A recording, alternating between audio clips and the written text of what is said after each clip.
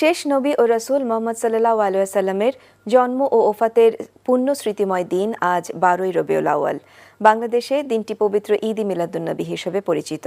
Saudi আরবের মক্কা নগরী কুরাইশ বংশে 570 খ্রিস্টাব্দের এই দিনে মহানবী হযরত মুহাম্মদ সাল্লাল্লাহু আলাইহি ওয়াসাল্লাম মানুষ নয় আমার নবীকে দেখার জন্য আসমানের তারকারা পর্যন্ত চলে আসছিল। সুবহানাল্লাহ কোন আসমানের তারাগুলি মিটি মিটি মিটি মিটি জ্বলছে, রাসূল এসেছে হাবিব এসেছে, বলেন রাসূল এসেছে হাবিব এসেছে।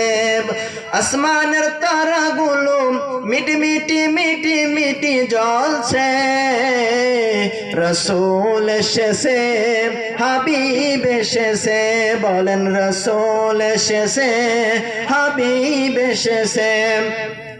আরবি ধন্য নবীর জন্য আমি অধন্য যাব সেথায়। সুবহানাল্লাহ।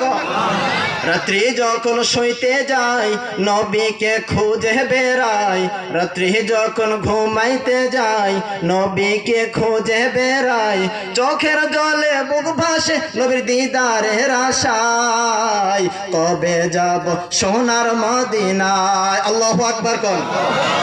মদিনায় যাইতে চাই কি চাই না? মদিনায় যাওয়ার আশা আছে না নাই?